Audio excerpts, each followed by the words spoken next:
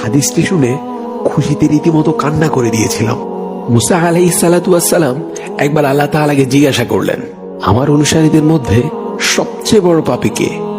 আল্লাহ তাআলা একটি নির্দিষ্ট পথের দিকে দেখিয়ে বললেন, এই পথ দিয়ে যে সবার আগে অতিক্রম করবে সেই হচ্ছে সবচেয়ে বড় পাপী। আল্লাহ তাআলার কথা অনুযায়ী মুসা আলাইহিস সালাতু ওয়াস সালাম বসে দেখতে লাগলেন। কিছুক্ষণ পর দেখলেন এক ব্যক্তি একটি ছোট বাচ্চাকে কোলে নিয়ে রাস্তাটি অতিক্রম করছে। তিনি সাথে সাথেই বুঝে ফেললেন এই হলো সবচেয়ে বড় পাপী।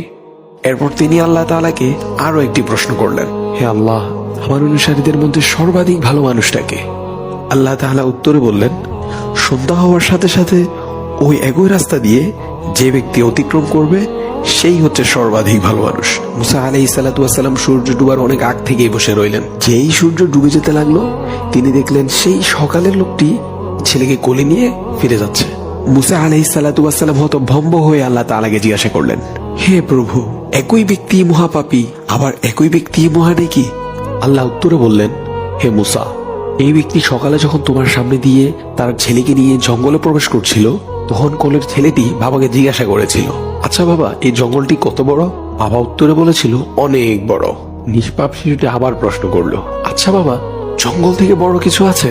তখন বাবা উত্তরে বললেন, হ্যাঁ বাবা, আছে। ওই যে ওই পাহাড়গুলো দেখছো, পাহাড়গুলো জঙ্গলের চাইতেও বড়। পুনরায় ছেলের প্রশ্ন, আচ্ছা বাবা, পাহাড় থেকে বড় কিছু আছে? বাবা উত্তরে বললেন, আছে তো, আকাশ পাহাড়ের চাইতেও বড়। ছেলের পাল্টা প্রশ্ন, আচ্ছা বাবা, আকাশ থেকে বড় কিছু আছে?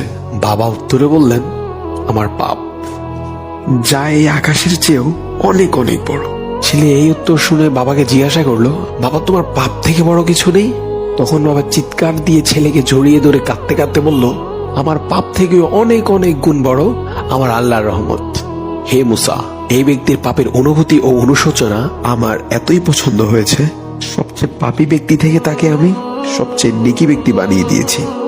এই হাদিসটির অন্যতম একটি শিক্ষা হলো, পৃথিবীর কেউই স্থায়ী পাপী না। অনেক অনেক পাপ করে ফেলেছেন, তারপরও আপনি চাইলে মুহূর্তেই একজন পবিত্র বান্দাতে পরিণত হতে পারেন।